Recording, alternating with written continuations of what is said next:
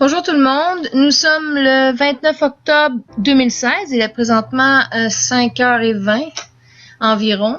Mon nom est Chantal Minault, je suis présidente adjointe de l'Association internationale des droits de l'enfant et de sa famille et responsable de la section Canada-Québec, administratrice de AIDF section Québec avec mon collègue Adam Richard, dont le siège social est situé à Montréal-Nord.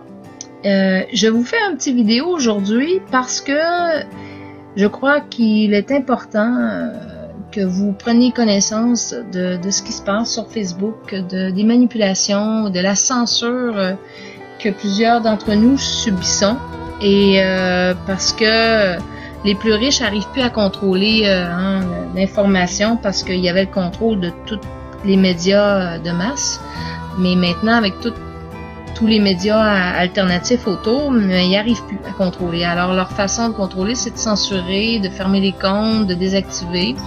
Et moi, depuis mon arrivée sur Facebook, pour la raison pour laquelle je suis venue sur Facebook à la fin avril 2013, c'était pour justement supporter et aider mes compatriotes québécois plus vulnérables, mis en état de vulnérabilité par les fonctionnaires mafieux du Québec, plusieurs complices d'entre eux, qui tiennent en esclavage.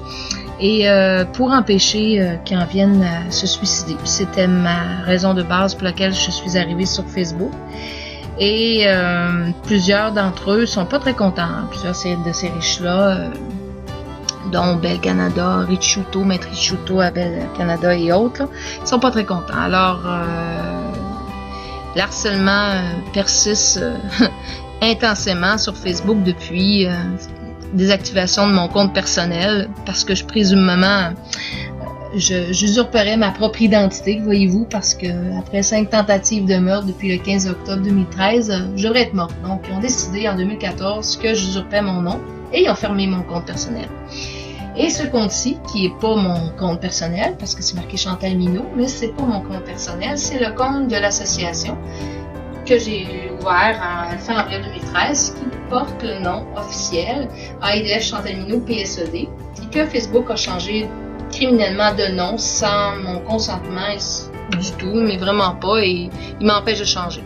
Éventuellement, je devrais ça fait partie du recours qu'on entreprend contre tous ces complices-là qui procèdent à du harcèlement de groupe à mon égard et envers tous ceux qui m'entourent. Donc ici, qu'est-ce que je vais vous montrer, parce que ça fait 2 fois que ça m'arrive, puis j'ai pas d'autre façon que de faire une vidéo pour vous le montrer. Je peux pas faire une publication Facebook, et de toute façon, je suis de retour verbalement et nous allons éventuellement reprendre nos émissions ici. Je reprends la forme après la dernière tentative de meurtre qu'ils ont fait à mon égard le 27 novembre 2014. Je reprends graduellement la forme. Donc, voici mon premier vidéo où vous pouvez entendre ma voix. C'est un petit retour. Donc, ici, je vous montre, j'ai été taguée, identifiée sur une publication de mes amis Facebook, ce qui fait que ça apparaît habituellement sur mon mur. Moi, qu'est-ce que je fais, c'est que ça prend mon autorisation parce que j'ai pas de contrôle là-dessus et Facebook manipule, me censure et m'empêche même d'enlever mon nom. Alors, c'est ça que je voulais vous montrer. Ça, c'est tout nouveau, assez récent. Ça fait 2-3 fois que ça m'arrive. Mais je ferai pas des vidéos à chaque fois, tout ce qu'ils me font, parce que sinon, j'arrêterai pas. Je me passerai mon temps qu'à faire ça. Mais là, je vais vous montrer, parce que c'est vraiment fatigant. Là. Ils me donnent pas d'autre choix que d'enlever mon ami Facebook puis de la bloquer. Fait que, habituellement, les autres fois, j'ai pris la peine d'écrire aux personnes pour qu'ils enlèvent mon nom, parce que je ne veux pas être taguée là-dessus. Je vais vous expliquer pourquoi je ne veux pas être taguée sur une publication d'Avaz. Puis d'un autre côté, je ne veux pas l'enlever parce que la majorité des publications Avaz ou Change.org, c'est des bonnes pétitions. Malheureusement, les gens ne sont pas au courant qu'ils sont manipulés. C'est manipulé, et moi, je le sais depuis 2015, depuis la pétition de la bâtonnière Kwong, qui avait fait une pétition pour être réintégrée son poste parce qu'elle a été retirée. Elle a été enlevée de son poste par les bandits qui ont pris possession du conseil d'administration du barreau du Québec, parce que il n'y a plus de représentants du public. Les représentants du public, c'est des représentants des banques, des banksters. Il c'est la liste des riches qui sont là. Ils ont pris le contrôle de notre État du Québec au complet. Au niveau économique, médiatique, législatif, exécutif et judiciaire. Croyez-moi. Et ça, c'est par les contentieux, les avocats véreux et tout. Et les juges qui les protègent, la police avec. Donc, ils ont toute leur organisation pédocriminelle, là, tout bien outillé avec leurs journaleux, mythomanes. C'est assez bien rodé.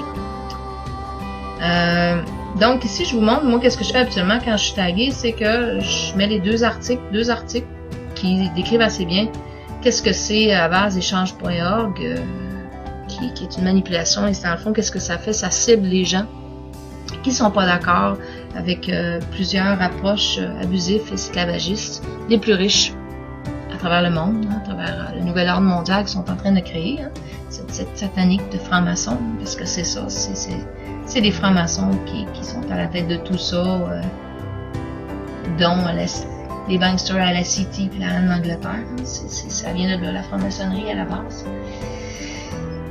Donc, moi, qu'est-ce que je fais? Comme je vous dis, je mets les deux articles, et suite à ça, j'enlève l'identifiant. Quand c'est dans nos groupes, ben, je ne veux pas enlever nécessairement non plus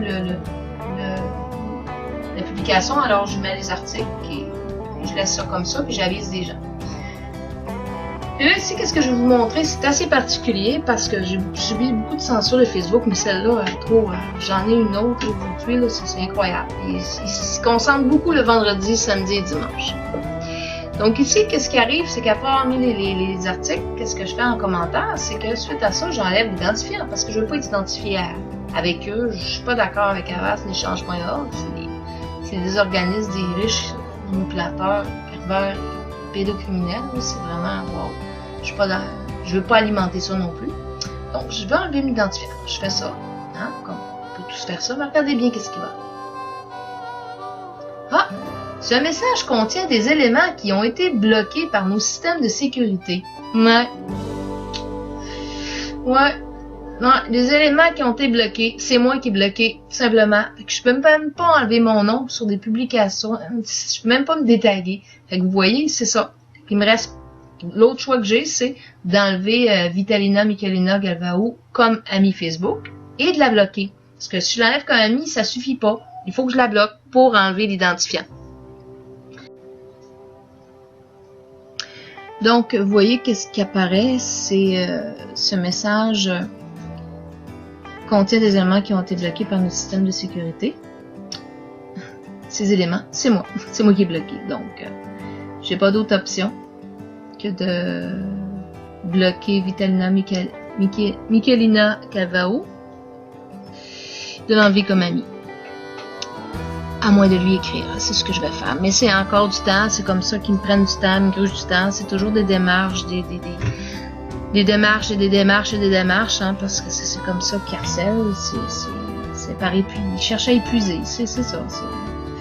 C'est de l'harcèlement criminel qu'ils me font depuis 24 février 2010, c'est une organisation mafieuse pédocriminelle franc-maçonne qui ont commencé. Et là, par Facebook, depuis mon arrivée. Donc, voyons, vous allez voir qu'est-ce qui arrive. Si quand je fais nous en informer, est-ce que ça va être tout blanc ou je peux faire contester? Ah oui, je peux. Alors, j'avais déjà préparé un texte pour sauver du temps. Là, je ne mange plus mes mots, ils sont très au courant de ce qu'ils font. Ils ont ouvert Facebook Montréal exprès pour venir avantager les plus riches et les compagnies au détriment des citoyens, afin de censurer le plus possible les citoyens.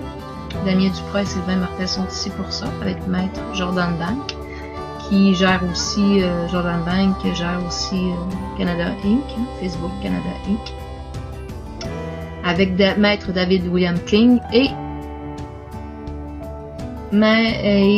Jaspal Singh-Atwal, qui est un terroriste, hein, c'est pas moi qui dis, vous lisez un peu, on a fait une vidéo là-dessus, mais vous lisez, vous allez trouver des articles qui le démontrent, c'est ça. C'est un terroriste qui a été accepté ici, que tout le monde est au courant, donc Denis Coderre. Il n'y a pas de problème, il fait rentrer les terroristes au Canada sans problème. C'est notre maire post-type des pédocriminels francs-maçons à Montréal.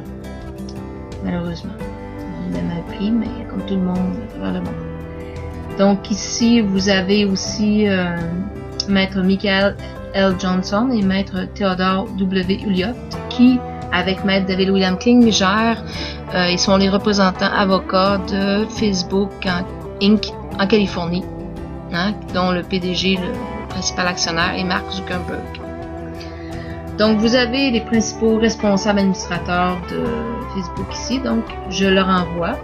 Et aussi, je voulais aller voir ça ici, ça va être intéressant d'aller voir ça. Je vais ouvrir un lien à côté pour aller voir pourquoi, en savoir plus sur ce qui se passe lorsqu'on est bloqué, pour savoir pourquoi je serais bloqué.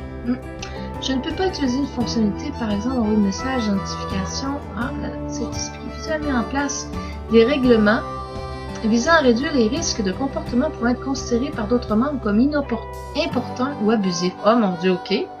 Votre utilisation d'une fonction nous a semblé potentiellement abusive, même si telle n'était pas votre intention. Ok.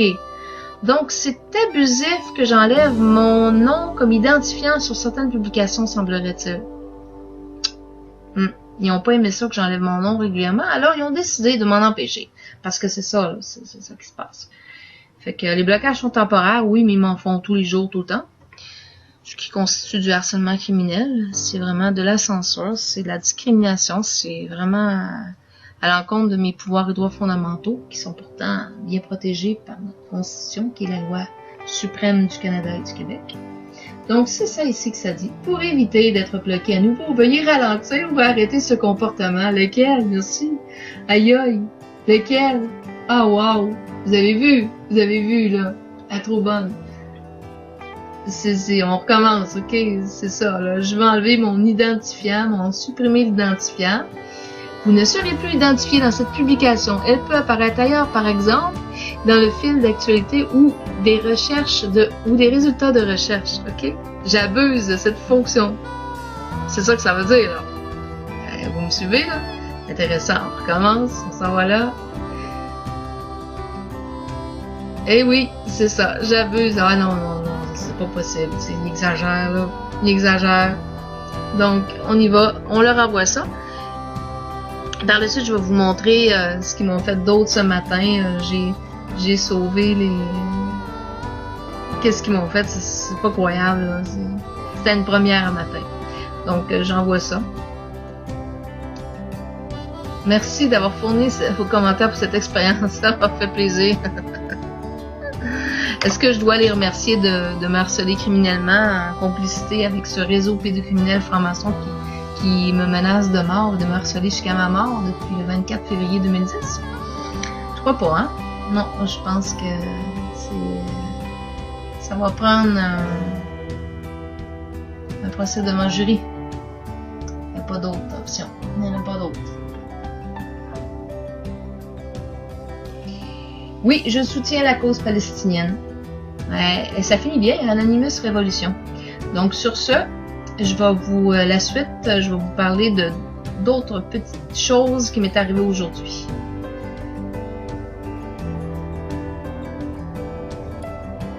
Bon, maintenant, qu'est-ce que je vais vous montrer, c'est qu'est-ce qui m'est arrivé ce matin.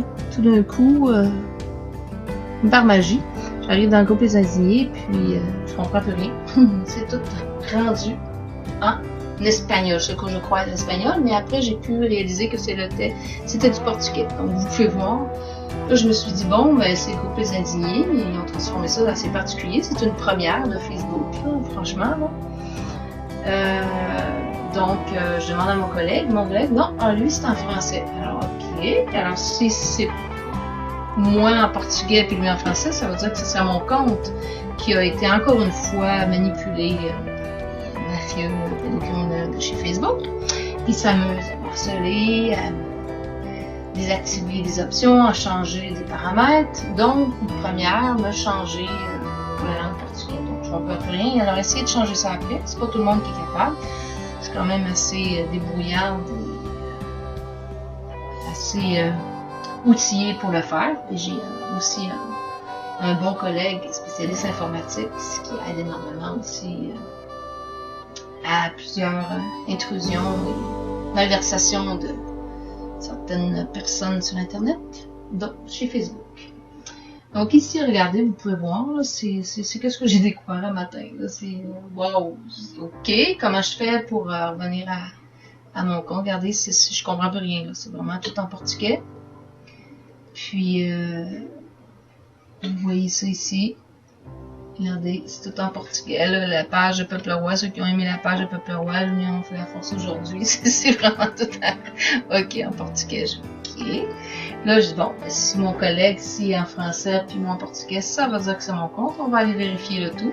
Là, j'ai pris des photos parce que je passe à autre chose, puis j'avais pas le temps de tout filmer. Là, c'est une première, je commence à filmer, parce qu'il y a des choses qu'on peut pas non plus mettre sur des publications. Donc, je suis allée voir sur mon mur Facebook, effectivement, c'était mon compte qui venait d'être changé à tout bout de champ, 11 heures. Regardez, vous voyez, là, c'était le compte de l'association qui ont changé, c'est Marie-Ève Chantanier et SOD, que je gère. Donc, vous voyez, là, c'est tout, c'est un commentaire, un partage, je sais pas trop, là, c'est en portugais.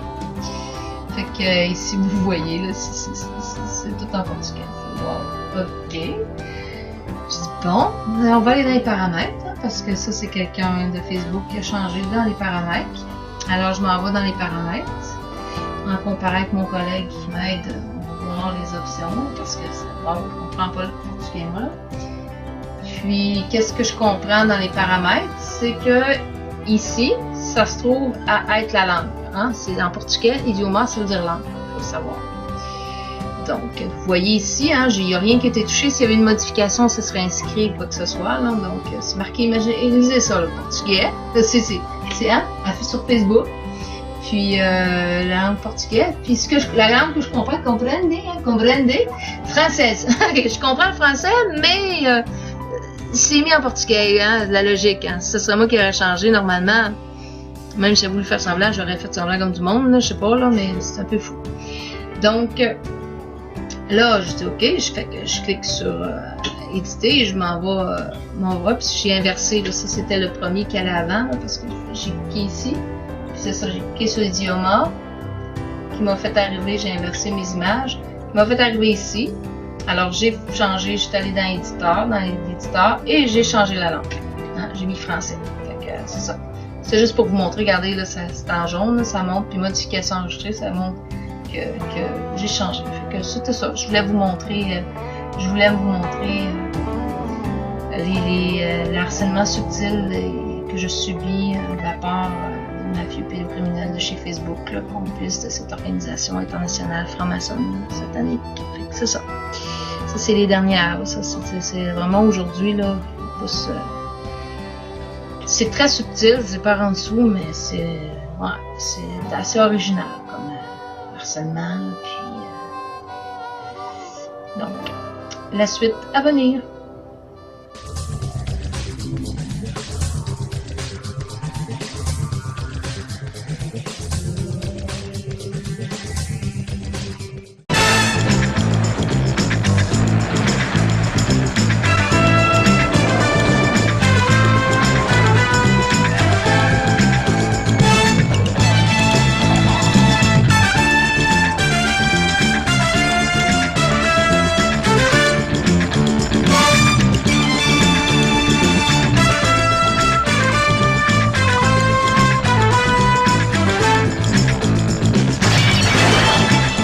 Je suis avec Marie-Claude Monpetit. Faisons un petit résumé de ton histoire. Pourquoi qu'on est ici aujourd'hui? Alors, c'est une histoire qui s'étale de 2003 à 2008. On va essayer de faire un résumé assez succinct. Il s'agit d'une saga policière, judiciaire, politique, qui concerne la traite politique, la traite sexuelle des migrants au Canada. Quand j'ai avisé l'ambassadeur que j'allais me retirer du dossier, je me suis fait dire que si je me retirais du dossier, que j'aurais de sérieux problèmes avec la loi. On m'a carrément menacé de déposer des procédures contre moi. Qui te dit ça? Est-ce que c'est Mark Gregory Hambley? Il y a Mme Sergio qui l'a dit. OK. Il y a quelqu'un du bureau de Denis Coderre qui l'a dit. Et il y a Mark Gregory Hambley qui l'a dit. Parallèlement à cette affaire de danseuse exotique, il y avait aussi un autre dossier qui s'appelle le dossier des passeports pakistanais. Brièvement, il s'agit de 500 ressortissants pakistanais qui sont ici au Canada, qui sont des demandeurs de résidence permanente et qui, dans le cours de leur demande, fournissent des faux documents. Par exemple, des faux passeports ou des documents lavés chimiquement. Et là, dans le cadre de ces procédures-là, il y a toujours 2 enquêtes sécuritaires qui se font. Il y en a une qui se fait par la GRC, une qui se fait par le SCRS. Les 2 enquêtes sécuritaires ont conclu que la majorité de ces gens-là étaient venus ici avec des faux documents ou des documents authentiques, mais qui ne leur appartenaient pas. Et donc, les enquêtes de sécurité recommandaient que ces gens-là soient renvoyés chez eux puis que les documents soient saisis. Et pour une raison qui appartient à Denis Coderre uniquement, celui-ci a exigé des fonctionnaires d'Immigration Canada que les fonctionnaires ignorent les enquêtes de sécurité, qu'ils octroient la résidence permanente à ces gens-là et puis qu'ils remettent les documents au portail. Ce qui fait que des gens, à travers ce processus-là, lavaient leur identité, acquéraient une nouvelle identité et on se retrouvait avec des gens résidents permanents puis on ne savait pas qui ils étaient. Les enquêtes de sécurité mentionnaient aussi qu'il y avait plusieurs de ces personnes-là qui étaient liées à des groupements terroristes et que c'était probablement nécessaire de ne pas les recevoir ici. Mais encore là, Denis Coderre a décidé de faire fi de ça. Et c'est ça l'histoire.